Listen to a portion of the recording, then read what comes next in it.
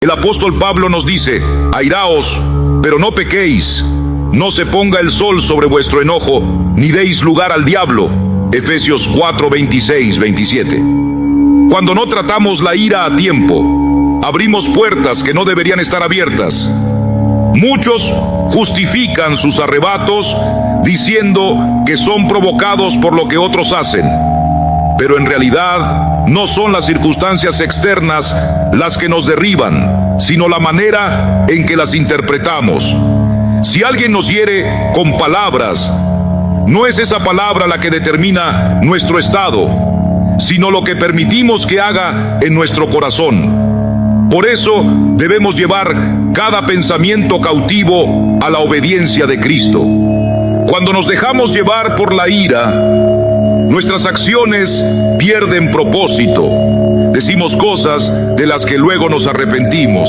Herimos con frases que dejan cicatrices y muchas veces las consecuencias son irreparables. ¿Cuántas amistades han sido destruidas por una explosión de enojo? ¿Cuántos matrimonios han sufrido heridas por palabras lanzadas sin pensar? La ira es como una niebla que nos impide ver con claridad. Lo que parecía justificable en el momento, luego se revela como una locura.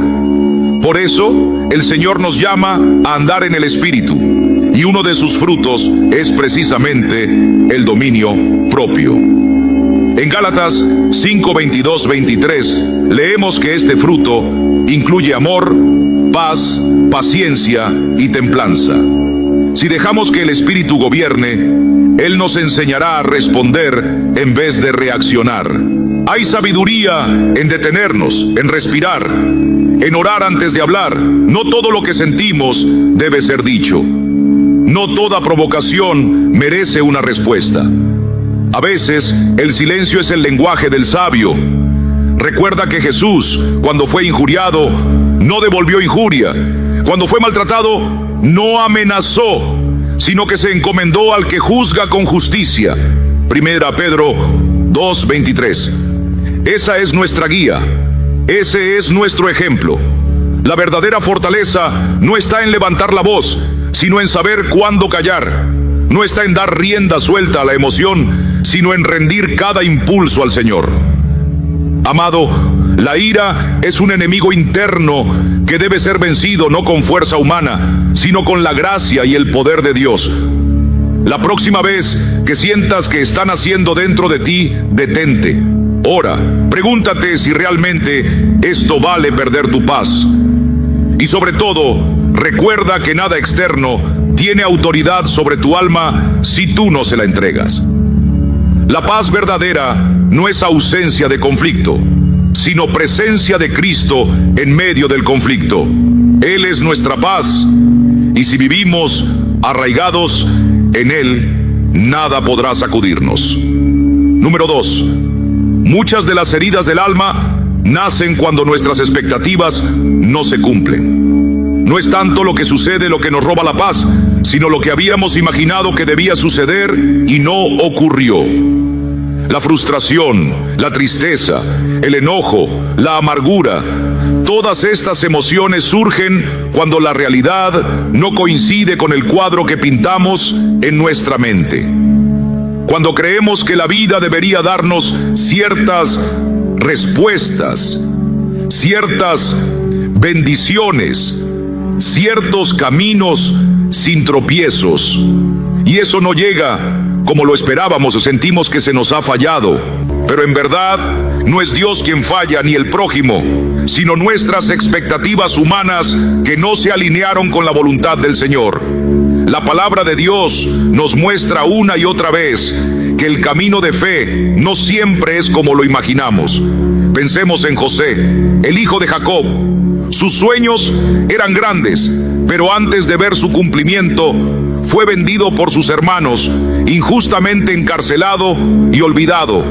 ¿Se imaginaba él aquel sufrimiento? Seguramente no, pero nunca dejó de confiar, y al final dijo con humildad y fe: vosotros pensasteis mal contra mí, mas Dios lo encaminó a bien. Génesis 50:20. Nuestra tendencia es aferrarnos a una visión idealizada del futuro.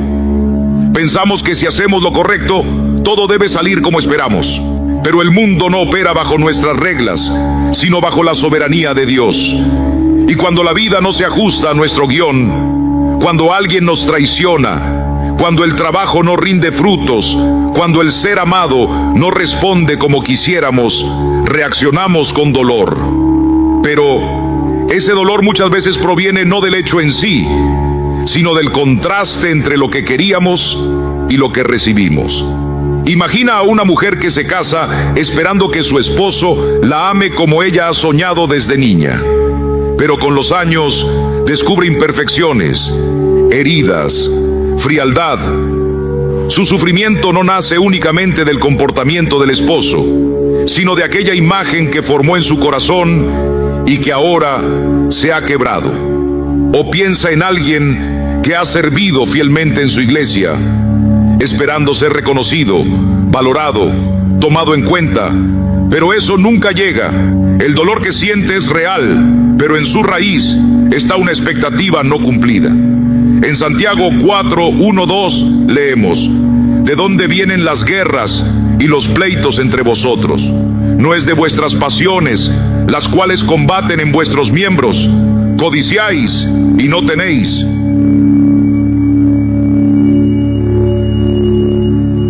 Muchas veces sufrimos porque esperábamos algo que no llegó, y no porque el Señor nos haya abandonado, sino porque estamos pidiendo desde el deseo, no desde la rendición. El Señor quiere enseñarnos a soltar el control y confiar en su propósito. No se trata de vivir resignados, sino rendidos.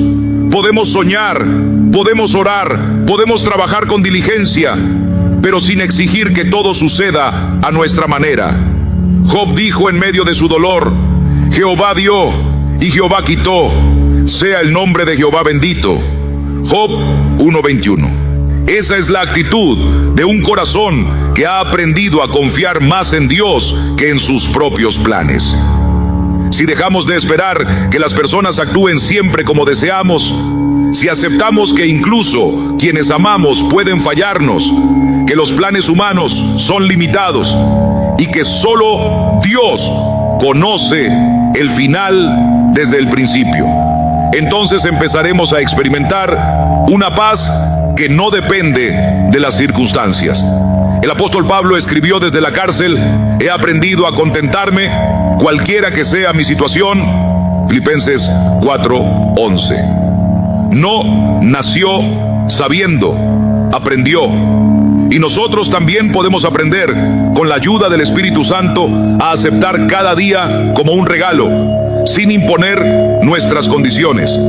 Esto no significa que dejemos de tener metas o anhelos, pero sí que aprendamos a soltar el desenlace.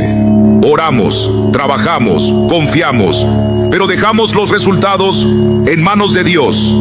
Porque cuando nuestra felicidad depende del cumplimiento exacto de lo que imaginamos, estamos construyendo sobre arena.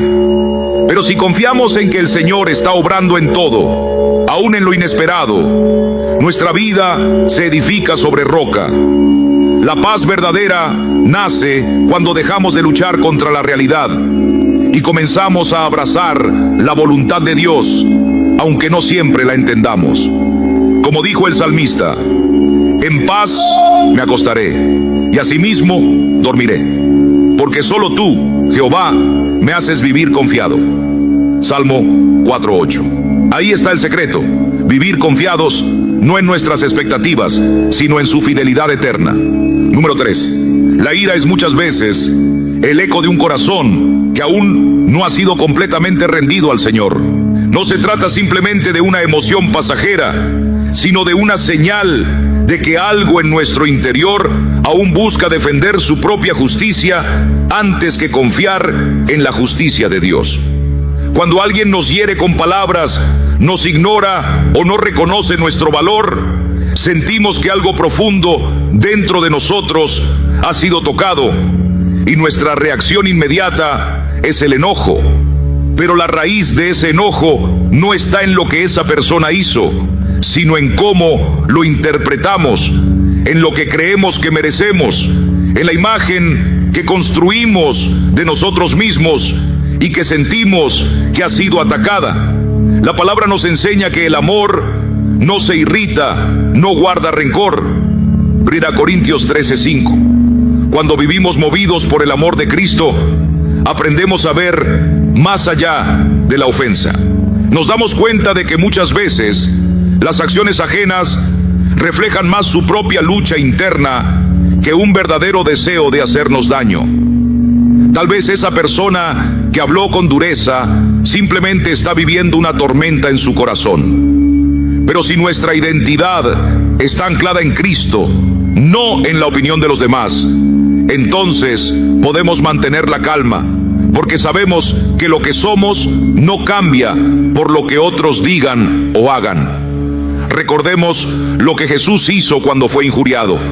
No respondió con insulto, no exigió justicia humana, sino que encomendó su causa al Padre, que juzga justamente. Pedro lo describe así: quien cuando le maldecían no respondía con maldición, cuando padecía no amenazaba. 1 Pedro 2:23. Esa es la actitud del Hijo de Dios y es también nuestro llamado. Cuando alguien nos ofende, nuestro primer impulso puede ser reaccionar.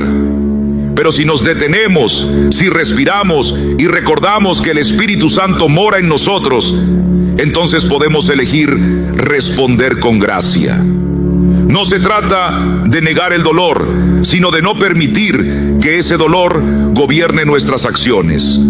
Cuando alguien nos cierra el paso en la carretera o cuando en el trabajo sentimos que no nos valoran, el enemigo susurra: te faltaron al respeto, no puedes permitirlo. Pero el Señor nos dice: bienaventurados los pacificadores, porque ellos serán llamados hijos de Dios. Mateo 5:9. No somos llamados a reaccionar como el mundo, sino a vivir como quienes han sido transformados por la gracia. Si el insulto de alguien no cambia quiénes somos en Cristo, si su desprecio no borra la obra que Dios ha hecho en nuestra vida, ¿por qué darle poder sobre nuestra paz?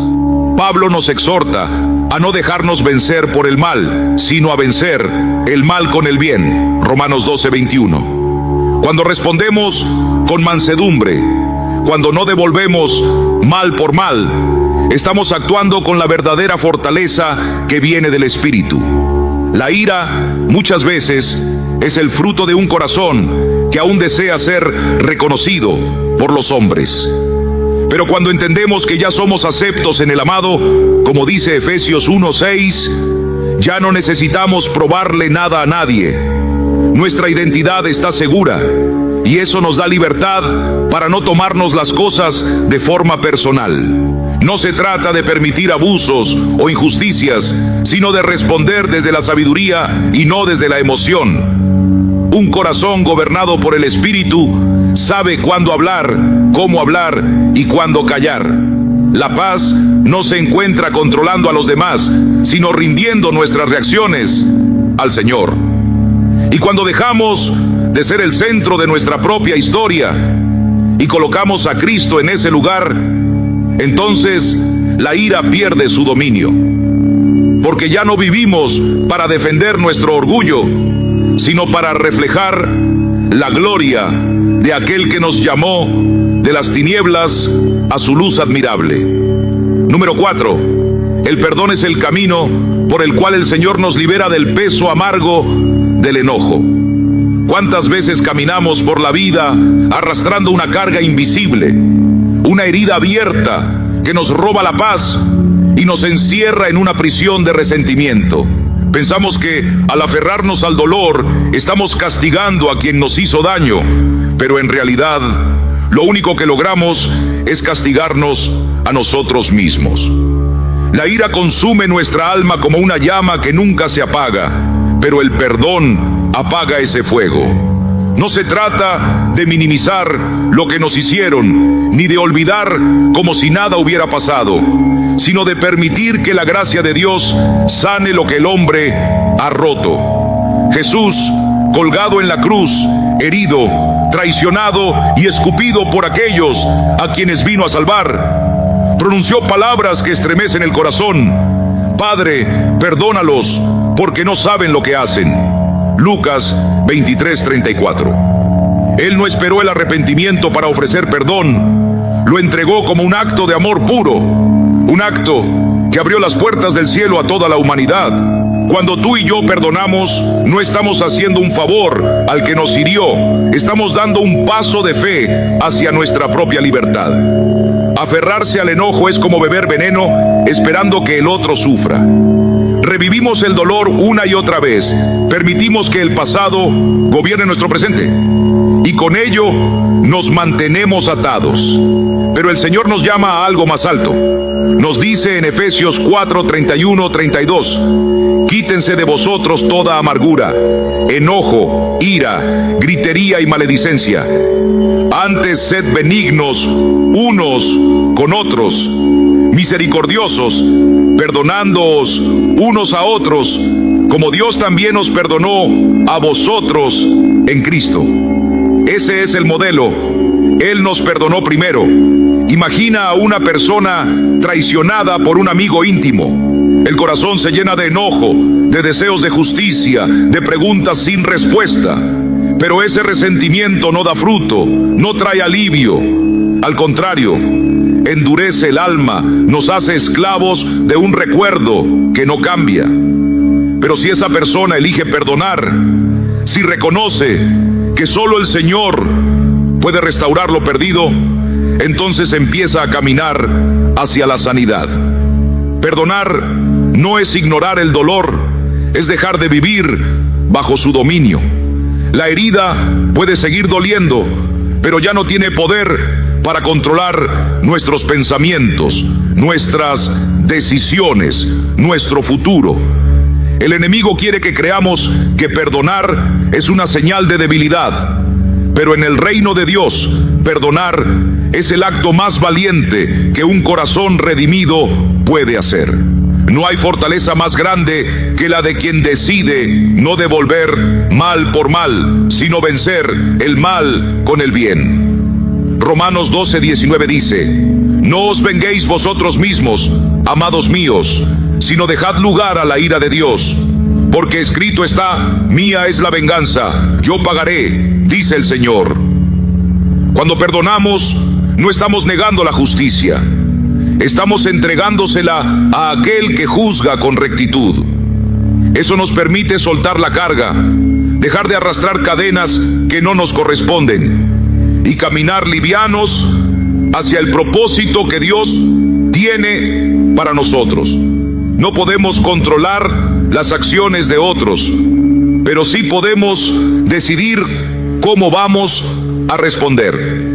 Esa decisión marca la diferencia entre vivir atados o vivir en libertad. Perdonar no significa que volvamos a confiar ciegamente, ni que permitamos abusos. Significa que dejamos de cederle al pasado el poder de dictar nuestro presente, y al hacerlo nos alineamos con el corazón de Dios, que es lento para la ira y grande en misericordia. La paz no viene de esperar que el otro reconozca su error, sino de tomar la decisión de no permitir que su error destruya nuestra paz. El perdón no cambia lo que pasó, pero cambia lo que viene. Nos libera del veneno de la ira y nos prepara para recibir la paz que sobrepasa todo entendimiento. Esa paz que solo Cristo puede dar. Número 5. Aprende a esperar en el Señor antes de reaccionar. Cuando algo nos hiere, cuando alguien nos provoca o sentimos que nos han atacado, lo más natural es responder de inmediato. Queremos defendernos, demostrar que tenemos la razón, que no somos débiles. Pero en ese primer instante, cuando el corazón late rápido y la emoción se apodera del pensamiento, no estamos escuchando al Espíritu Santo, sino a nuestra carne. Y es allí, en ese momento de impulso, donde más errores cometemos, donde pronunciamos palabras que luego nos pesan, donde avivamos el fuego en lugar de apagarlo con mansedumbre. Aprender a no reaccionar de inmediato es una lección que solo se adquiere caminando con Dios. Es una muestra de dominio propio, uno de los frutos del Espíritu, como lo enseña Gálatas 5:22. No se trata de reprimir lo que sentimos, sino de no permitir que lo que sentimos nos gobierne. Jesús, nuestro mayor ejemplo, fue injuriado, burlado y golpeado, y sin embargo guardó silencio, no por debilidad, sino por amor, por obediencia, por fortaleza. Isaías profetizó de él: como cordero fue llevado al matadero, y como oveja delante de sus trasquiladores, enmudeció y no abrió su boca. Isaías 53:7. Esa calma sobrenatural no es indiferencia, es poder bajo control. Cuando alguien te hiere con palabras, cuando el ambiente se vuelve hostil y todo dentro de ti quiere defenderse, detente, respira, ora en silencio. Dale lugar al Espíritu para que hable antes que tu lengua. Tal vez ese compañero de trabajo que te habló con dureza está luchando con su propio dolor. Tal vez ese familiar que busca discutir solo está proyectando su frustración. Si reaccionas de inmediato, te unes a la tormenta. Pero si esperas en el Señor, verás que muchas veces el conflicto se disuelve sin necesidad de una batalla. En Proverbios 15:1 leemos: la blanda respuesta quita la ira, mas la palabra áspera hace subir el furor. Una palabra suave, nacida de un corazón que ha aprendido a pausar, tiene más poder que 1000 argumentos gritados. En cada día común hay oportunidades para practicar esta sabiduría. Un conductor que se cruza sin mirar, una crítica injusta, un tono de voz que incomoda. Allí, en lo pequeño, se forja la paciencia. No tienes que responder al instante. Puedes elegir guardar silencio, puedes elegir orar, puedes esperar a que el momento pase.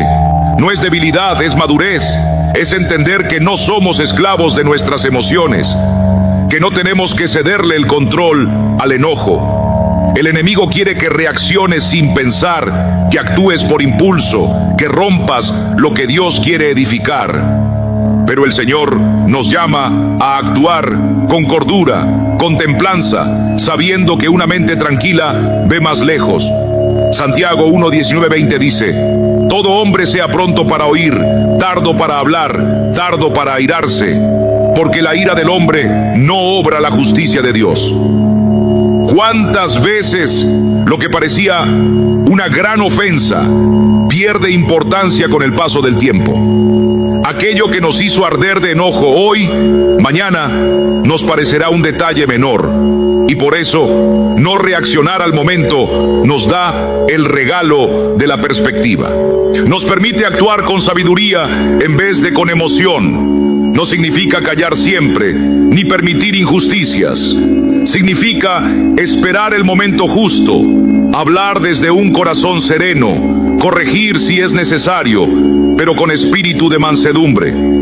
Como dijo el apóstol Pablo en 2 Timoteo 2:24, el siervo del Señor no debe ser contencioso, sino amable para con todos, apto para enseñar, sufrido. Cada vez que sientas que el enojo quiere tomar el control, recuerda que puedes elegir no seguirlo. Puedes quedarte en silencio, puedes elevar una oración, puedes dar espacio al Espíritu para obrar, y entonces descubrirás algo hermoso. La paz empieza a echar raíces en tu alma, los conflictos se desinflan, y las personas que antes parecían tus enemigos pierden el poder de alterarte. No porque ellos hayan cambiado, sino porque Cristo está reinando en tu corazón. Esa es la verdadera libertad. Número 6. Muchas veces la ira que brota en nuestro interior no es más que un reflejo de un corazón que aún no ha encontrado descanso en la identidad que Dios nos ha dado. Cuando no estamos en paz con nosotros mismos, cuando no hemos entendido cuánto valemos a los ojos del Señor, cualquier palabra, cualquier mirada, cualquier crítica puede herirnos profundamente. no es el comentario en sí lo que nos afecta, sino lo que revela de nuestra propia inseguridad. Si alguien nos señala una falla y eso nos llena de enojo, es probable que en lo profundo sintamos que tiene razón, que aún no nos sentimos suficientes, que aún no creemos del todo que somos hijos amados de Dios. Pero cuando sabemos quiénes somos en Cristo, cuando vivimos firmes en la verdad de que somos aceptos en el amado, ya no necesitamos defendernos con ira, porque entendemos que ninguna opinión humana puede cambiar el valor que Dios nos ha dado. David escribió: te alabaré, porque formidables, maravillosas son tus obras. Estoy maravillado, y mi alma lo sabe muy bien. Salmo 139, 14. Cuando esto lo sabe el alma, la crítica ya no nos sacude. Pero cuando no lo creemos, vivimos a la defensiva. Pensamos que tenemos que proteger nuestra imagen, que si alguien opina mal de nosotros, estamos en peligro. Nos volvemos esclavos de lo que otros piensen, de lo que digan, de cómo nos miran. Y si esa inseguridad no es llevada a los pies del Señor, se transforma en enojo. Imagina a alguien que no se siente satisfecho con su cuerpo, con su aspecto, con lo que ve en el espejo. Entonces, cualquier comentario sobre su apariencia le resulta ofensivo, no porque sea verdaderamente malicioso, sino porque toca una herida abierta. Pero el verdadero problema no está afuera, sino dentro. La herida está en cómo esa persona se percibe a sí misma. Me viene a la mente el testimonio de alguien que pasó por eso. Había ganado peso, y cada vez que alguien hacía un comentario, por más inocente que fuera, él reaccionaba con enojo. Se justificaba diciendo que los demás eran irrespetuosos, pero en realidad estaba molesto consigo mismo. No se trataba de su entorno, se trataba de su corazón. Y fue solo cuando decidió tomar responsabilidad, cuidar su salud, su disciplina y su mente, que algo cambió. Las palabras de los demás siguieron siendo las mismas, pero ya no le herían, porque él ya no era el mismo. Cuando dejamos que el Señor sane nuestras inseguridades, cuando le creemos que somos hechos a su imagen y semejanza, que fuimos comprados por precio, que somos coherederos con Cristo, entonces la ira comienza a perder su poder. Pablo nos recuerda en Romanos 8:1 que ninguna condenación hay para los que están en Cristo Jesús. Si ya no hay condenación, ¿por qué vivir a la defensiva? Cuando nuestra autoestima está basada en lo que el mundo dice, somos frágiles. Pero cuando está anclada en la palabra de Dios, somos fuertes. Las palabras ofensivas ya no nos sacuden, porque sabemos que nuestra identidad no está en manos humanas. No necesitamos demostrar nada, no necesitamos ganar discusiones, no necesitamos reaccionar a cada comentario. La madurez espiritual nos enseña a filtrar las palabras, a discernir lo que viene de Dios y lo que viene de la inseguridad de otros. No todo lo que se dice merece una reacción. No toda crítica es una amenaza. A veces, la mejor respuesta es el silencio de quien se conoce, se acepta y ha sido transformado por la gracia. Cuando sientas enojo por algo que alguien dijo, detente. Pregúntate si ese enojo viene de la verdad del Espíritu o de una herida sin sanar. Tal vez ese comentario solo fue un espejo que te mostró un área donde Dios quiere obrar. Usa ese momento para buscar al Señor, no para atacar al otro. La ira puede ser una señal de alerta, un recordatorio de que aún hay lugares en nuestro interior donde necesitamos la luz de Cristo. Pero no la dejes gobernarte. No reacciones por impulso. Busca en oración qué hay detrás de ese dolor. Porque cuando permites que Dios restaure tu estima, cuando le entregas cada inseguridad, entonces el enojo ya no tiene espacio. Lo que queda es la paz de quien camina sabiendo que es amado, perdonado y sostenido por aquel que no cambia. Esa paz no depende de lo que otros digan o hagan. Esa paz es un fruto del Espíritu y permanece en el corazón de todo aquel que ha sido hecho nuevo en Cristo Jesús. Número 7. Cuando una persona vive sin propósito, sin una razón clara para levantarse cada mañana, el alma empieza a sentir un vacío que ninguna rutina puede llenar. Se despierta con el cuerpo, pero el corazón sigue dormido, sin dirección, sin pasión, sin esperanza. Y en ese estado, cada problema parece una montaña, cada palabra una herida, cada obstáculo una derrota. Porque cuando no hay una visión más alta, cualquier cosa te derrumba.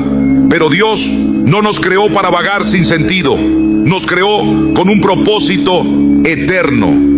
La Escritura dice en Jeremías 29:11, porque yo sé los pensamientos que tengo acerca de vosotros, dice Jehová, pensamientos de paz y no de mal, para daros el fin que esperáis.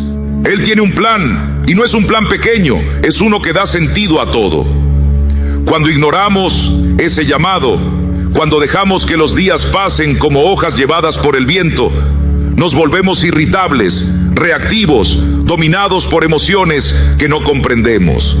Sin propósito, la mente se llena de pensamientos dispersos y el corazón se inquieta. El enojo, el desánimo, la frustración no nacen solo de las circunstancias, sino de una vida desconectada del diseño de Dios.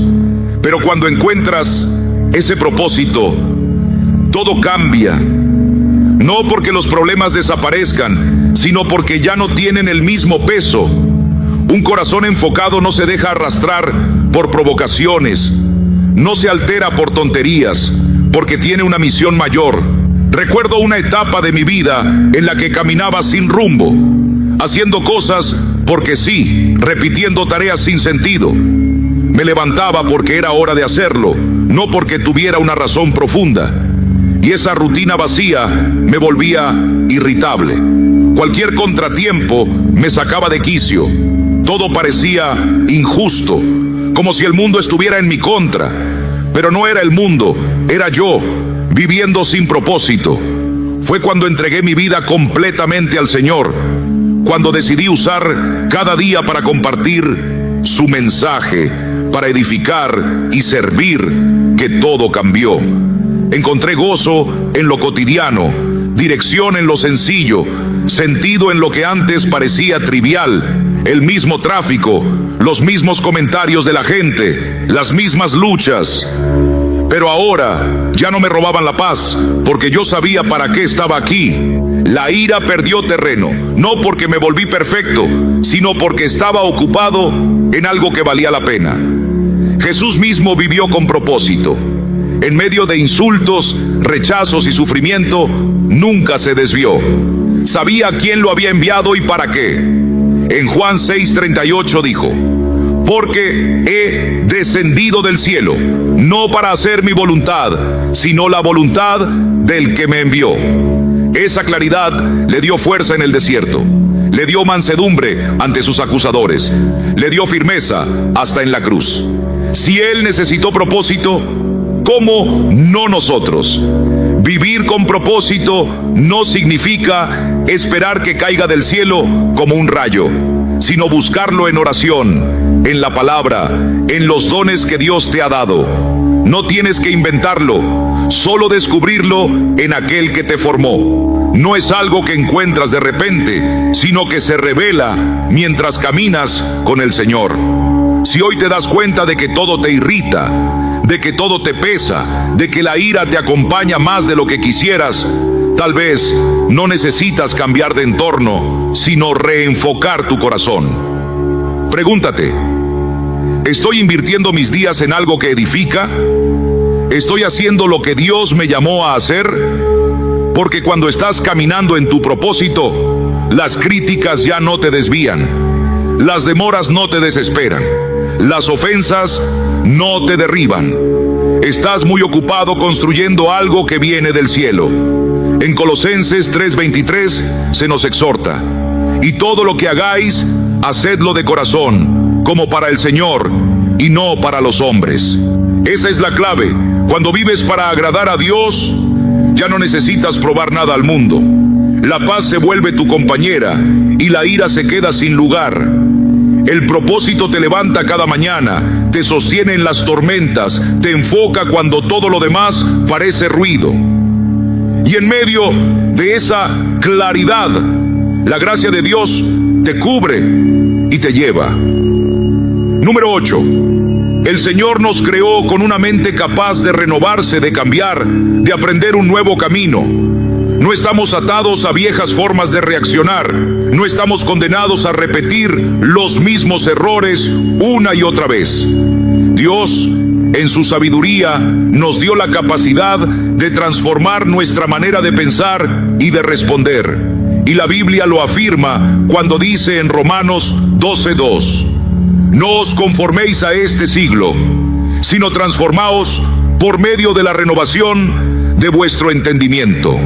Esa transformación no es algo abstracto, es algo real, práctico, que comienza cuando decidimos, con la ayuda del Espíritu Santo, responder de una manera diferente ante las situaciones que antes nos dominaban. Cuando reaccionamos con ira una y otra vez, estamos permitiendo que esa emoción eche raíces, que se convierta en nuestro hábito. Pero si en lugar de eso elegimos la mansedumbre, si nos detenemos a orar antes de hablar, si respiramos profundo y entregamos ese momento al Señor, estamos sembrando una nueva semilla. Y como toda semilla, con el tiempo dará fruto. Tal vez al principio se sienta extraño. Tal vez todo dentro de nosotros quiera responder como antes, con enojo, con frustración, con palabras duras. Pero si decidimos caminar en el Espíritu y no en la carne, entonces esa nueva forma de vivir se irá haciendo parte de nosotros. Recuerdo una ocasión en que algo pequeño provocó en mí una reacción desmedida. Mi perro había destrozado un objeto que apreciaba mucho. Mi impulso fue levantar la voz, dejar que la ira hablara por mí. Pero en ese instante, el Señor me recordó su palabra: el que tarda en airarse es grande de entendimiento. Proverbios 14:29. Así que decidí callar, acariciarlo y orar en mi interior. Al principio me sentí como si estuviera reprimiendo algo, pero con el tiempo comprendí que no era represión, era obediencia. Era enseñar a mi corazón que no todo merece una tormenta. Día tras día, en cada pequeña molestia, fui eligiendo la calma, y algo dentro de mí comenzó a cambiar. Ya no era una lucha constante. Mi reacción se hizo más suave, más serena. La paz empezó a ser mi nueva costumbre. Y no porque yo fuera fuerte, sino porque Dios estaba formando en mí un carácter conforme al de Cristo. Pablo nos exhorta en Efesios 4:31 a dejar toda amargura, enojo, ira, gritería y maledicencia, y a ser benignos unos con otros, misericordiosos. Cada vez que elegimos no dejarnos llevar por el enojo, estamos obedeciendo esa exhortación. Estamos entrenando nuestra mente y nuestro espíritu para responder con gracia. No es fácil. El viejo hombre quiere imponerse, quiere gritar, quiere reaccionar, pero el nuevo hombre, creado según Dios en justicia y santidad, nos llama a otra manera de vivir. Si perseveramos, si cada vez que sintamos que la ira sube, decidimos detenernos y recordar quiénes somos en Cristo, entonces veremos cómo las cosas que antes nos alteraban, hoy apenas nos rozan. No porque seamos insensibles, sino porque nuestra alma ha sido renovada. La ira, igual que la paz, es un hábito. Si la alimentamos, crece. Si la dejamos morir y en su lugar buscamos la guía del Espíritu, entonces la paz toma su lugar. No se trata de fingir serenidad, sino de dejar que el Señor nos transforme desde adentro. Con el tiempo, esa calma dejará de ser una elección forzada y se convertirá en nuestro reflejo natural, porque lo que antes era una reacción impulsiva, ahora será una respuesta guiada por el amor, por la sabiduría, por la presencia de Dios en nuestra vida. Y eso, hermanos, es vivir en libertad. Número 9. El amor y la gratitud son dos dones de Dios que tienen el poder de romper las cadenas de la ira. Cuando la ira se apodera del corazón, nos ciega, nos desgasta, nos arrebata la paz que el Señor quiere darnos. Pero cuando dirigimos nuestra mirada hacia el amor que Dios ha derramado en nosotros y recordamos todo lo que Él ha hecho por nuestras vidas, entonces la ira pierde su fuerza. No porque los problemas desaparezcan, sino porque dejamos de alimentarlos con nuestra atención. En 1 Corintios 13, el apóstol Pablo dice que el amor no se irrita, no guarda rencor. Y cuando vivimos desde ese amor, cuando elegimos amar por encima de tener la razón, la necesidad de discutir se desvanece. Si estás enojado con alguien, pregúntate, ¿qué pesa más, esta discusión o la relación que el Señor ha puesto en mi vida? El amor busca edificar, busca restaurar, busca la unidad. La ira, en cambio, quiere imponer, quiere herir, quiere dividir. ¿Cuántas veces hemos hablado sin pensar, dejando que la emoción gobierne, y hemos herido a quienes más queremos? Pero cuando nos detenemos un instante, cuando recordamos el amor que sentimos por esa persona, el tono cambia, la respuesta se suaviza y la paz encuentra su lugar. La gratitud, por su parte, es una llave que abre el corazón a la presencia de Dios. En 1 Tesalonicenses 5:18 se nos dice: dad gracias en todo, porque esta es la voluntad de Dios para con vosotros en Cristo Jesús. En todo, no solo en lo bueno, sino también en medio de lo difícil. Porque la gratitud nos recuerda que aún en el conflicto, el Señor sigue siendo fiel. Si algo te irrita, detente y piensa en 3 cosas por las que puedas dar gracias en ese momento. Puede ser por tu salud, por tu familia, por una promesa que Dios te ha cumplido. Y verás cómo esa pequeña práctica te aleja del enojo y te acerca a la paz. Recuerdo haber hecho este ejercicio más de una vez. En momentos de frustración, cuando algo no salía como yo esperaba, en vez de reaccionar, cerraba los ojos y le decía al Señor: gracias porque estás conmigo. Gracias porque hoy respiré. Gracias porque me das fuerza para seguir. Al principio parecía una lucha interna, como si estuviera ignorando el problema.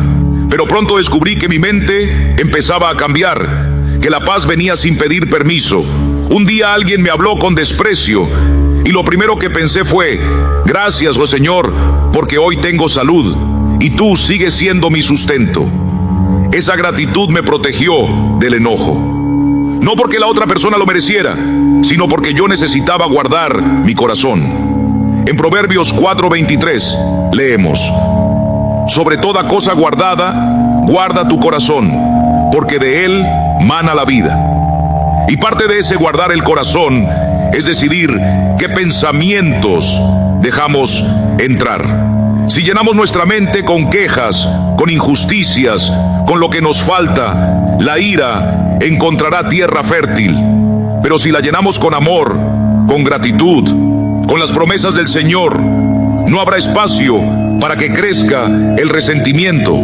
La palabra nos llama a pensar en todo lo bueno, lo justo, lo amable, lo digno de alabanza. Ese enfoque cambia la forma en que vemos la vida. No significa negar la realidad, sino mirarla desde lo alto, con la perspectiva del cielo. La ira quiere que reaccionemos con dureza, que perdamos el control. Pero el amor y la gratitud nos llaman a responder con sabiduría. No podemos evitar que vengan momentos tensos, pero sí podemos decidir qué actitud tomaremos.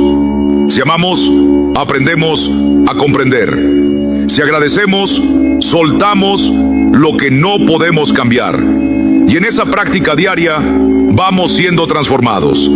Ya no vivimos dominados por lo que ocurre afuera, porque por dentro llevamos la paz de Cristo. Esa paz que sobrepasa todo entendimiento y guarda nuestros corazones y nuestros pensamientos en Él. Cuando amamos, reflejamos a Cristo. Cuando agradecemos, reconocemos su mano en todo. Y así, poco a poco, dejamos de ser prisioneros de la ira y nos convertimos en instrumentos de su paz. Número 10. Dios no nos llamó a vivir sometidos a la voluntad de los demás, sino a caminar con dignidad como hijos suyos. Establecer límites saludables no es falta de amor, es obedecer el mandato de cuidar lo que Él ha puesto en nuestras manos, comenzando por nuestro corazón. En Proverbios 4:23 dice la palabra: sobre toda cosa guardada, guarda tu corazón, porque de él mana la vida.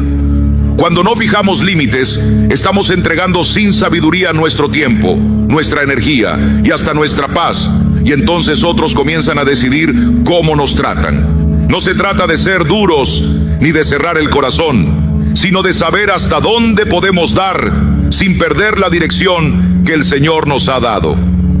Si dejamos que otros nos interrumpan sin cesar, que menosprecien nuestro esfuerzo, que nos exijan más allá de lo justo y no decimos nada, les estamos enseñando que eso es aceptable. Y cuando la frustración se acumula, la ira se asoma, no por lo que hacen ellos, sino porque no supimos decir basta a tiempo.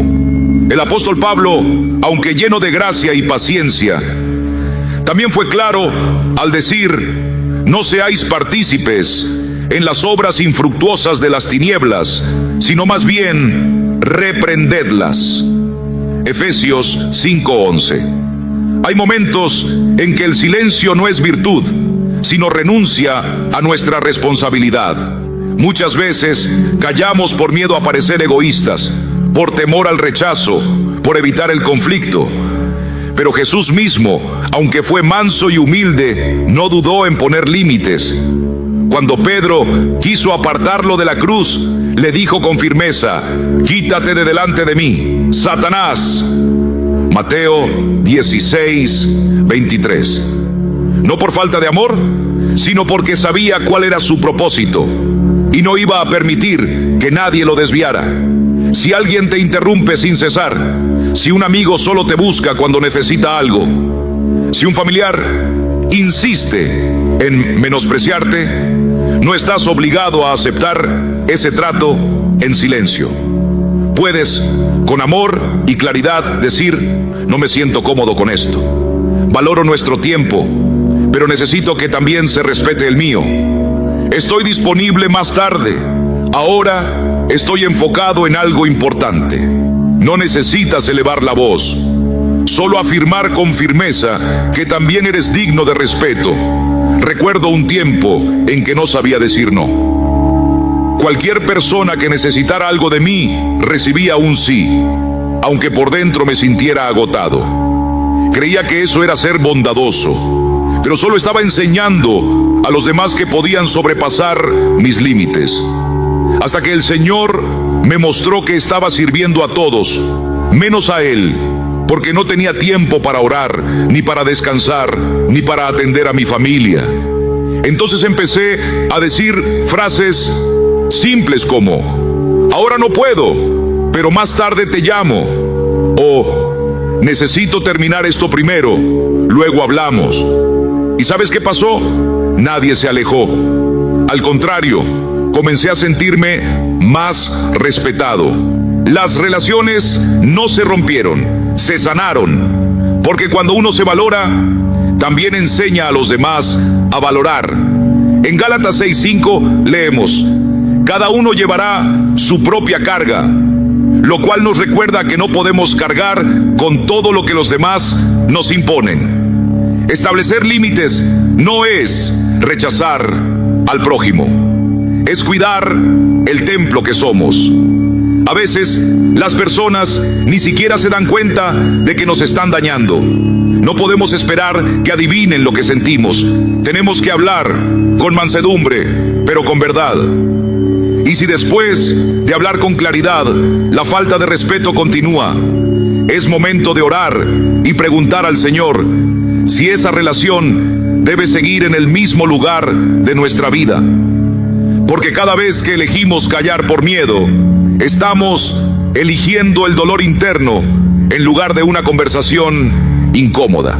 Estamos sacrificando nuestra paz por temor al conflicto, pero el conflicto no desaparece por ignorarlo. Jesús dijo: sea vuestro hablar sí, sí, no, no. Mateo 5:37. Esa claridad no divide, ordena. Decir no cuando es necesario es un acto de obediencia. No para imponer nuestra voluntad, sino para vivir con la paz que Cristo nos prometió. Poner límites no es rechazar a nadie, es invitar a que la relación crezca en respeto y equilibrio. Y cuando lo hacemos en el amor del Señor, no solo protegemos nuestro corazón, también edificamos puentes donde antes solo había agotamiento. Porque el que vive con sabiduría también enseña a los demás a amar con sabiduría. Número 11. No todo lo que ocurre a tu alrededor merece tu atención. Ni cada palabra dicha merece respuesta. Ni cada crítica justifica una reacción. Hay momentos en que el Señor nos llama a hablar con claridad, pero también hay momentos en que Él nos llama a callar, a dejar pasar, a no entregar nuestra paz por lo que no tiene valor eterno. El sabio Salomón escribió en Eclesiastés 7:9: no te apresures en tu espíritu a enojarte, porque el enojo reposa en el seno de los necios. ¿Cuántas veces perdemos la paz por situaciones que mañana ni siquiera recordaremos? Una opinión malintencionada, una mirada que nos incomodó, una palabra lanzada sin pensar. Y ahí estamos, dándole vueltas, dejándonos arrastrar por emociones que no edifican. Pero Dios no nos diseñó para reaccionar ante cada estímulo, sino para vivir guiados por su Espíritu. Pablo escribió en Filipenses 4:8 que debemos pensar en todo lo que es verdadero, todo lo honesto, todo lo justo, todo lo puro. Eso significa que debemos aprender a filtrar. No todo merece nuestra energía, no todo edifica, no todo nos acerca al propósito.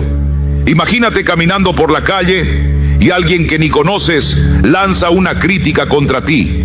Tu impulso natural puede ser responder, defenderte, corregir. Pero en ese instante, pregúntate: ¿esto cambia quién soy en Cristo? ¿Esta voz tiene autoridad sobre mi identidad? Y la respuesta, querido hermano o hermana, será no. Nuestra identidad no se construye sobre la opinión de la gente, sino sobre la verdad de la palabra. Jesús fue injuriado, calumniado, rechazado, pero nunca permitió que esas voces gobernaran su alma. Isaías 53 nos dice que como cordero fue llevado al matadero, y como oveja delante de sus trasquiladores enmudeció y no abrió su boca. Él sabía cuándo hablar y cuándo callar. Sabía lo que merecía atención y lo que era simplemente distracción. Hay una gran libertad en no responder a todo, en no tener que justificarte, en no vivir pendiente de lo que otros piensan. Cuando entendemos que cada minuto de nuestra vida es un regalo sagrado, aprendemos a cuidar lo que dejamos entrar en nuestro corazón. Si cada comentario te afecta, si cada ofensa te roba la paz, entonces el enemigo ya no necesita atacarte directamente.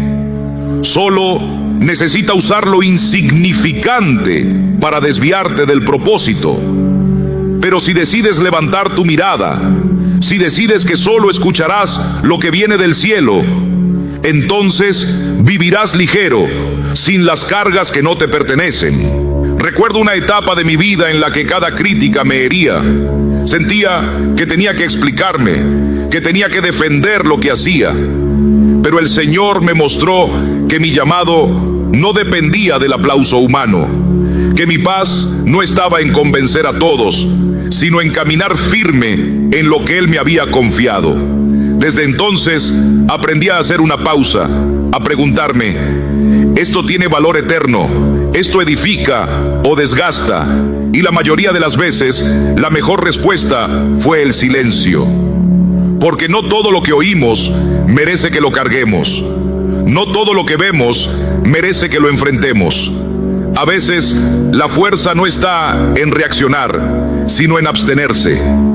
Proverbios 19:11 dice: la cordura del hombre detiene su furor, y su honra es pasar por alto la ofensa. ¿Cuánta sabiduría hay en dejar pasar, en no dejarse atrapar por el ruido del momento? Cuando decides no prestar atención a lo trivial, estás protegiendo tu alma, estás cuidando tu llamado, estás preservando tu energía para lo que realmente importa. No significa que seas indiferente, significa que eres sabio, que sabes que no cada batalla es tuya, que no cada voz viene del cielo, que no cada provocación merece tu respuesta. La verdadera libertad no es tener siempre la última palabra, sino saber cuándo guardar silencio con dignidad.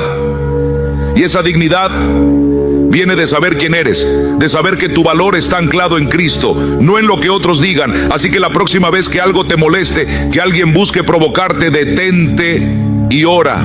Pregunta al Señor: ¿esto merece mi energía? ¿Esto merece que yo sacrifique mi paz? Y si la respuesta es no, sigue adelante, porque tu atención es un recurso valioso y tú fuiste llamado a cosas más altas que reaccionar ante lo que no tiene peso eterno. Número 12. Muchas veces el dolor que sentimos no nace de lo que realmente ha sucedido, sino de lo que decidimos creer acerca de lo que ha sucedido. No son los hechos los que nos derriban, sino las interpretaciones que tejemos en nuestro interior, esas narraciones que nos contamos una y otra vez y que con el tiempo asumimos como verdades absolutas. Pero Dios nos llama a caminar en la verdad, y la verdad no se construye sobre suposiciones ni sobre heridas del pasado, sino sobre su palabra eterna. Jesús mismo nos dijo en Juan 8:32: y conoceréis la verdad, y la verdad os hará libres.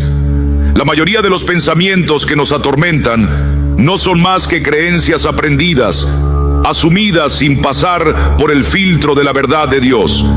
Si alguien nos dice que no servimos para nada, el verdadero daño no está en sus palabras, sino en el momento en que decidimos creerlas. El hecho es que alguien pronunció una opinión, pero el dolor surge cuando esa opinión se convierte en una etiqueta que abrazamos como si definiera nuestra identidad. Y sin darnos cuenta, pasamos años arrastrando ese juicio, permitiendo que una voz humana tenga más peso que la voz del Creador.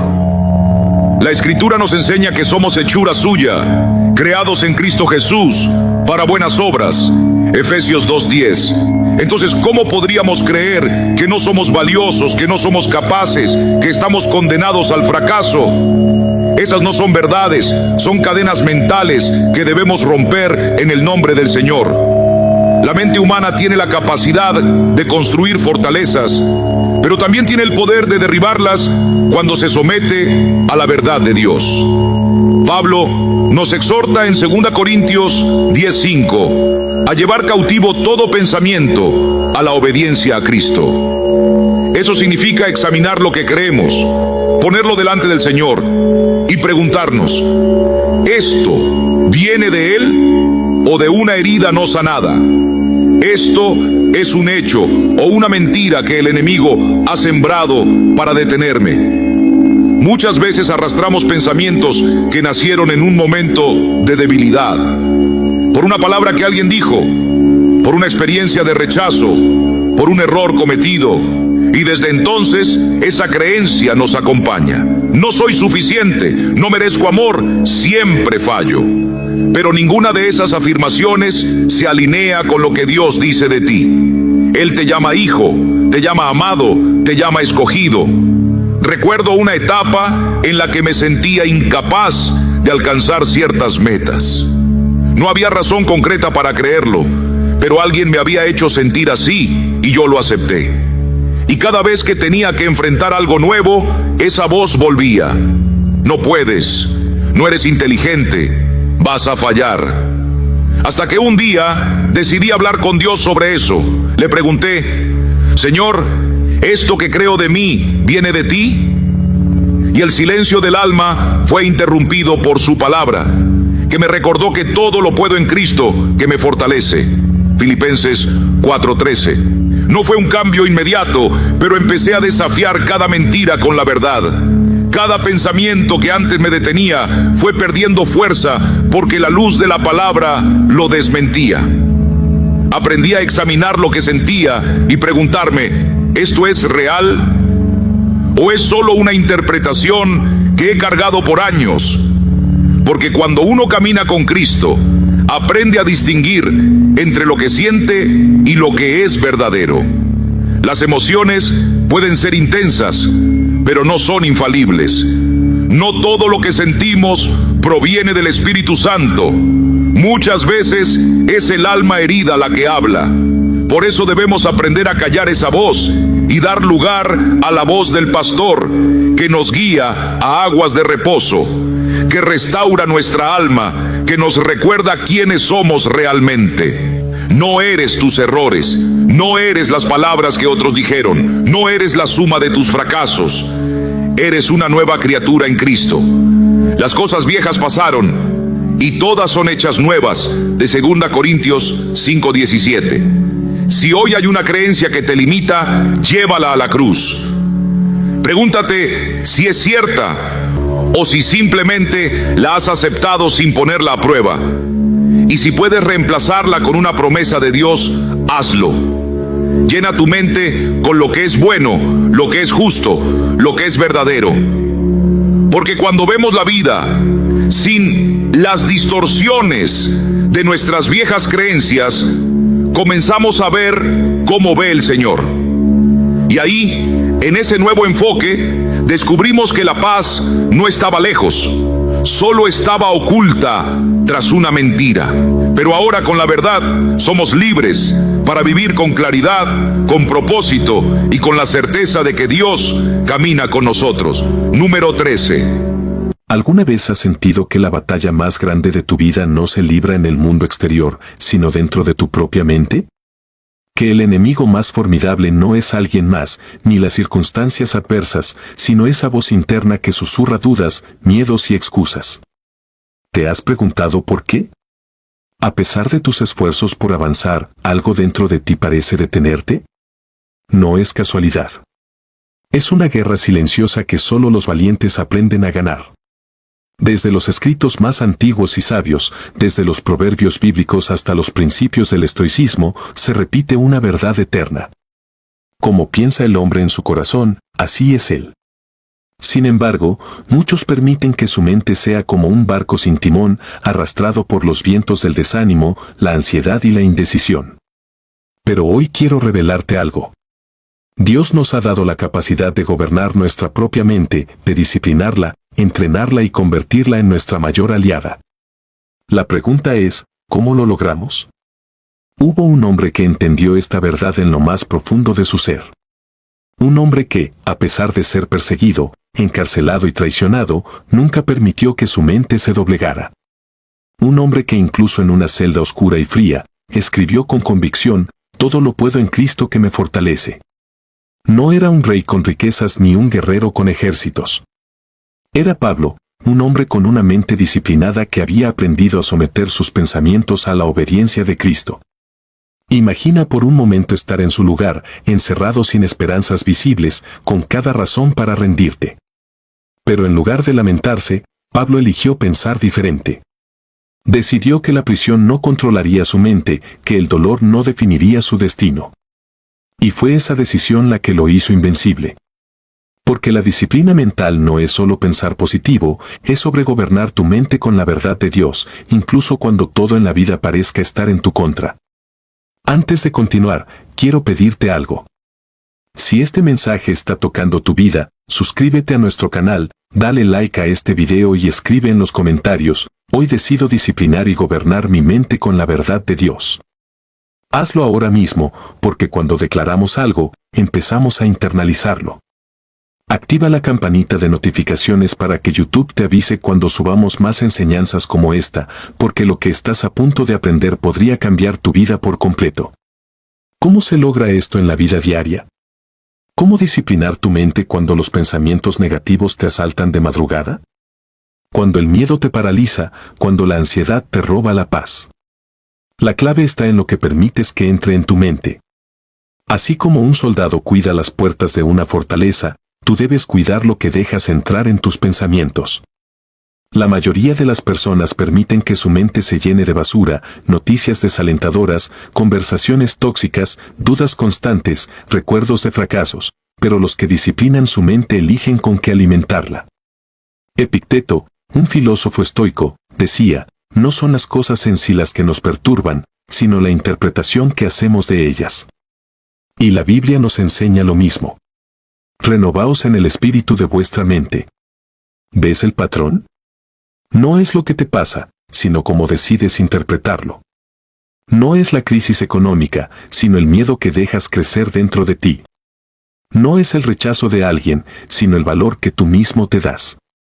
No es la soledad, sino lo que decides hacer con ella. La disciplina mental comienza con decisiones radicales. Eliminar lo que contamina tu mente, aumentar lo que la fortalece, aprender a desafiar los pensamientos que intentan controlarte y sobre todo entrenarte para elegir lo que Dios dice sobre ti en lugar de lo que el mundo dice. La gente frágil se deja llevar por sus emociones. La gente fuerte se entrena para gobernarlas. Entonces el miedo pierde su poder, la ansiedad se reduce. Y la claridad empieza a tomar su lugar. Pero aquí es donde viene lo más importante. Hay algo que nadie te dice sobre la disciplina mental, algo que la mayoría no entiende. La mente no se disciplina sola. No basta con desearlo, con intentarlo un par de veces o con motivarse un momento y luego volver a la rutina de siempre. La disciplina mental es una guerra diaria, un entrenamiento constante y como todo entrenamiento requiere dolor, resistencia y determinación. Jesús mismo lo enseñó de manera radical. El que quiera venir en pos de mí, niéguese a sí mismo, tome su cruz cada día y sígame. ¿Te das cuenta? Negarse a uno mismo significa aprender a gobernar la mente. Significa no dejarse dominar por emociones pasajeras, por deseos destructivos o por pensamientos derrotistas. Pero aquí está lo interesante. Cuando decides entrenar tu mente, al principio duele. Duele renunciar a lo que ha estado contigo por años. Duele dejar de lado las excusas con las que te has identificado toda tu vida. Pero al igual que un músculo que se fortalece con el esfuerzo, tu mente también se vuelve más fuerte con cada batalla que ganas. Piensa en esto. ¿Cuántas veces has permitido que un simple pensamiento determine tu estado de ánimo? Tal vez un recuerdo del pasado, una ofensa de alguien, una preocupación por el futuro. Un solo pensamiento tiene el poder de hacerte sentir derrotado, ansioso o incapaz. Y lo peor es que la mayoría ni siquiera se da cuenta de cómo esos pensamientos se instalan parásitos, robando su paz, su fe y su propósito. Pero cuando decides que ya no serás esclavo de tu mente, cuando tomas el control y comienzas a desafiar cada pensamiento negativo con la verdad de Dios, algo comienza a cambiar dentro de ti. Empiezas a notar que no eres tus pensamientos, que no tienes que aceptar todo lo que viene a tu mente, que puedes filtrar, rechazar y sustituir cada idea que no provenga de Dios. Pablo lo dijo con claridad, llevando cautivo todo pensamiento a la obediencia a Cristo. Eso significa que cada vez que un pensamiento de miedo, fracaso o derrota toque tu mente, no lo dejes entrar sin cuestionarlo. Pregúntate, ¿este pensamiento me fortalece o me debilita? ¿Me acerca a Dios o me aleja? ¿Es verdad o solo una mentira disfrazada de lógica? Si no proviene de Dios, échalo fuera. No le des espacio, no lo alimentes, porque todo pensamiento que toleras se convierte en una fortaleza en tu vida. Mira a tu alrededor. Vivimos en una generación donde la gente es esclava de sus propias emociones. Si se sienten mal, se rinden. Si tienen miedo, huyen. Si algo los ofende, explotan. No hay dominio propio. No hay fortaleza interior. Pero tú no puedes vivir así. Dios te llamó a ser diferente, a ser fuerte en medio de la tormenta, a mantener la calma cuando otros se desesperan, a creer cuando todo parece perdido. Y eso solo es posible cuando disciplinas tu mente con la verdad de Dios. Ahora bien, quiero que hagas un ejercicio. Piensa en los pensamientos que más te han afectado en los últimos días. Tal vez sean pensamientos de fracaso, de inseguridad, de temor. Ahora reemplázalos con lo que Dios dice sobre ti. Si el pensamiento dice, no soy suficiente, respóndele con la verdad. Todo lo puedo en Cristo. Si el pensamiento dice, no sé qué hacer, responde, el Señor es mi luz y mi salvación. Si el pensamiento dice, voy a fracasar, desafíalo con Dios tiene planes de bien y no de mal para mi vida. Porque cada vez que usas la palabra de Dios para disciplinar tu mente, estás ganando una batalla en esta guerra invisible. Pero aquí es donde muchos fallan porque esperan sentir ganas de hacerlo. Esperan un momento de inspiración. Pero la disciplina no se basa en emociones, es hacer lo correcto incluso cuando no tienes ganas. Es orar cuando no sientes hacerlo. Es declarar la verdad cuando todo en ti quiere quejarse. Es seguir adelante cuando todo en ti quiere rendirse. Y cuando logras esto, tu mente deja de ser tu enemiga. Vamos a desmantelar las ideas erróneas que tienes sobre lo que significa poner el día en manos de Dios. Y te voy a enseñar paso a paso cómo ordenar tu alma, tu mente y tu cuerpo desde el primer momento en que abres los ojos. Porque el caos no empieza cuando todo sale mal, empieza cuando te levantas sin estructura espiritual. Y para abrir tu entendimiento sobre esto, déjame contarte la historia de un hombre que vivía rodeado de adversarios, con enemigos vigilándolo día y noche y con la presión constante de liderar una nación entera. Él no era un fanático emocional, era un estratega espiritual, se llamaba David. Y la Biblia muestra que su día no comenzaba en la cama, ni con quejas, ni con rutinas humanas, sino con decisiones espirituales firmes. Oh Jehová, de mañana oirás mi voz. De mañana me presentaré delante de ti y esperaré. Salmo 5:3. Esa frase lo cambia todo. David no empezaba el día con ansiedad, lo empezaba con entrega, no con apuros, sino con presencia. No con quejas, sino con dirección, porque entendía que si el día no empieza en intimidad con Dios, terminará bajo el gobierno de las emociones, del enemigo o del ego. Y ese es el punto de quiebre que hoy vas a aprender a reconocer. Un verdadero cristiano no se levanta preguntándose, ¿qué me espera hoy? Se levanta recordando quién lo espera hoy. Y ese es Cristo esperándote no solo para oírte, sino para instruirte, afirmarte, equiparte. Y si no te presentas ante Él cada mañana con reverencia, con orden y con enfoque, entonces estás saliendo al campo de batalla sin armadura. Antes de continuar, si este mensaje ya empezó a hablarte, suscríbete a nuestro canal. Activa la campanita para que YouTube te avise cada vez que subamos más mensajes como este y escribe en los comentarios esta frase. Hoy decido empezar cada día rindiendo mi alma, mi mente y mi cuerpo al gobierno de Dios. Dale like y comparte este video con 3 personas que sabes que están sobreviviendo sus días sin estructura espiritual. Tal vez sus emociones no se lo permitan ver, pero tú puedes ser el instrumento que Dios use para sacudirles el alma. Te soy honesto, eso nos ayuda enormemente a seguir creando contenido como este que toca y restaura vidas. Así que quédate conmigo, porque a lo largo de este mensaje te voy a revelar verdades profundas que nunca habías escuchado, y al final te compartiré la mejor parte y más importante de esta poderosa enseñanza. La mañana de Jesús, el orden de un hijo que vivía con propósito.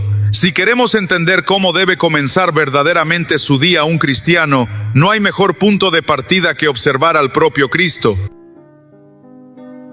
Jesús, el Hijo de Dios, que tenía toda autoridad y poder, no empezó ninguno de sus días al azar.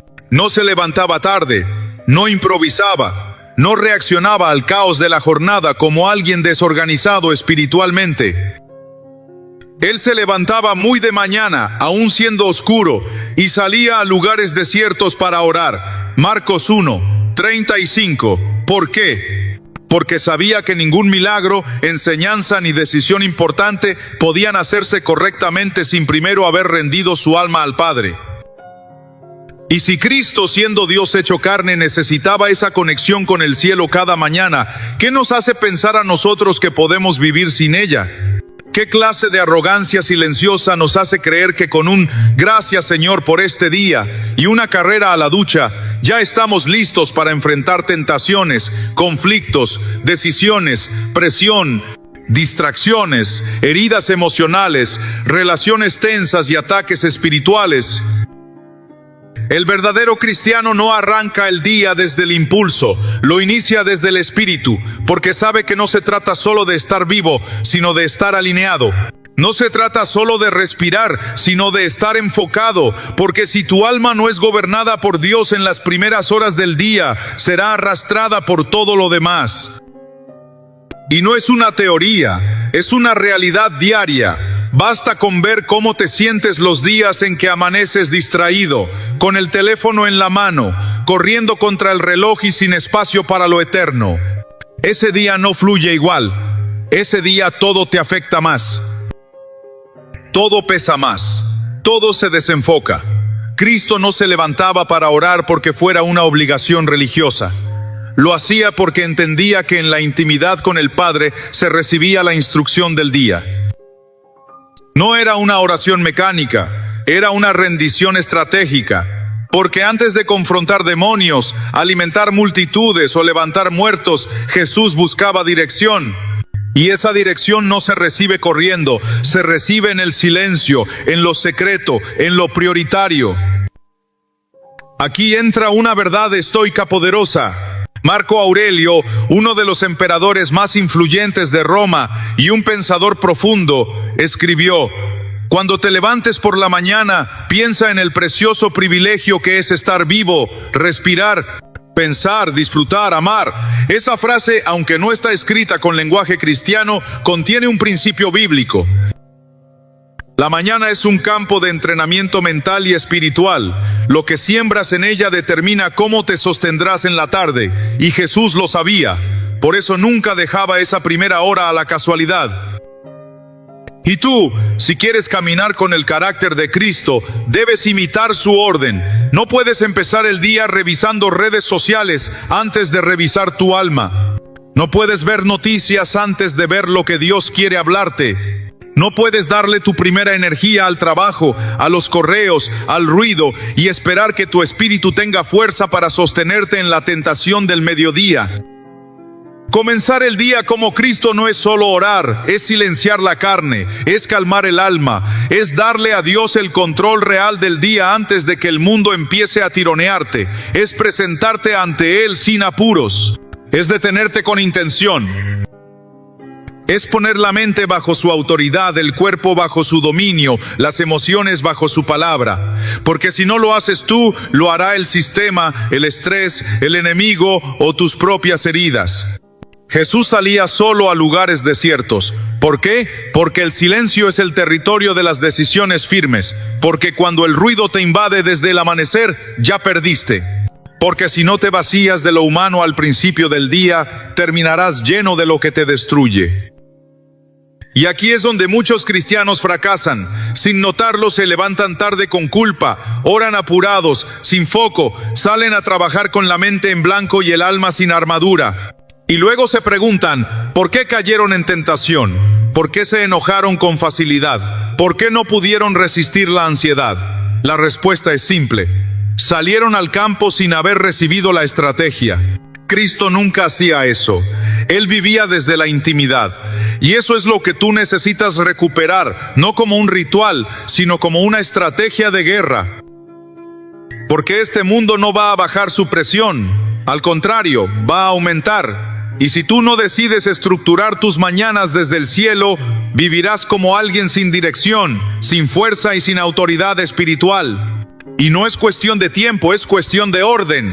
No necesitas 3 horas. A veces bastan 20 minutos bien dados, con el corazón enfocado, con la mente rendida, con la palabra abierta, con la intención clara. Esos 20 minutos pueden marcar la diferencia entre actuar como Cristo o reaccionar como la carne. Así que hoy debes hacerte esta pregunta: ¿voy a seguir empezando mis días como alguien que sobrevive o voy a empezar a vivir como quien ha sido llamado a dominar? ¿Voy a seguir entregando mi mejor energía a lo urgente? ¿O voy a aprender a darle lo primero al eterno? Porque Cristo no madrugaba por religión, madrugaba por revelación. Y tú no puedes imitar su poder si no imitas su orden. El entrenamiento de Josué para aprender a escuchar antes de actuar. Una de las razones por las que tantos creyentes fracasan espiritualmente durante el día es porque actúan antes de escuchar, reaccionan antes de discernir, hablan antes de consultar y viven su jornada como si supieran lo que están haciendo, cuando en realidad están tomando decisiones desde la emoción, el impulso o la costumbre. Pero un verdadero cristiano no puede vivir así. No fue llamado a improvisar, fue llamado a obedecer. Y para obedecer primero hay que escuchar. Y para escuchar primero hay que estar quieto. Y ese fue el entrenamiento que Dios le dio a Josué desde el inicio. Aprender a comenzar el día alineado, no acelerado. Cuando Moisés murió y el liderazgo del pueblo pasó a manos de Josué, la primera instrucción que recibió no fue «muévete», sino «meditad». Dios le dijo: «Nunca se apartará de tu boca este libro de la ley, sino que de día y de noche meditarás en él. Entonces harás prosperar tu camino y todo te saldrá bien». Josué 1:8. La clave del éxito de Josué no fue su habilidad militar, su energía o su valentía, fue su disciplina mental y espiritual cada día antes de actuar.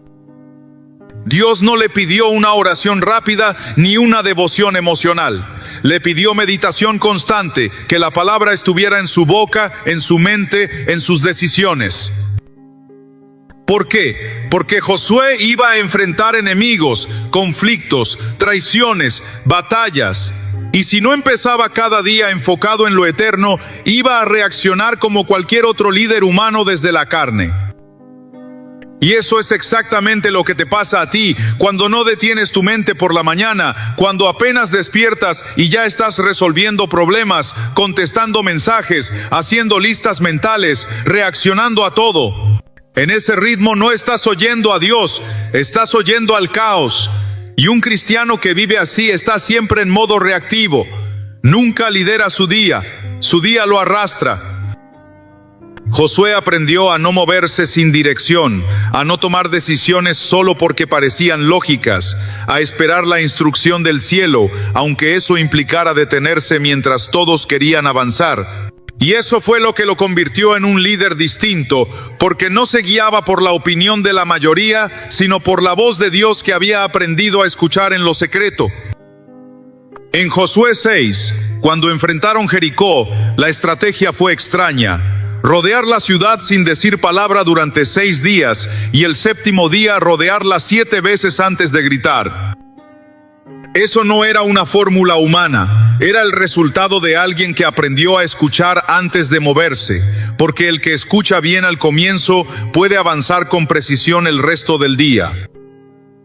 Y aquí hay una verdad estoica que complementa esta disciplina. Epicteto decía: tenemos 2 oídos y una sola boca para escuchar el doble de lo que hablamos, pero nosotros vivimos al revés, hablamos sin cesar, pensamos sin pausa, nos lanzamos sin dirección y luego oramos pidiendo que Dios arregle lo que hicimos por impulso. Un verdadero cristiano comienza el día entrenando su mente a escuchar. No es solo orar, es desacelerar la mente, es silenciar los pensamientos sueltos, es abrir la palabra no como quien busca una promesa para sentirse bien, sino como quien busca una orden para obedecer. Porque si no hay orden, no habrá victoria, y si no hay quietud, no habrá claridad. Josué también aprendió a filtrar voces. Cuando los espías regresaron con el informe sobre Jericó, hubo voces que querían tomar decisiones humanas. Pero él ya había aprendido con Moisés que no todos los informes son para ser escuchados, que hay voces que si las oyes en la mañana te roban la fe para todo el día. Por eso, al empezar tu día, necesitas ser brutalmente selectivo con lo que dejas entrar a tu mente. ¿Estás alimentándola con palabra o con noticias de caos? ¿Estás enfocándola con oración o distrayéndola con redes sociales?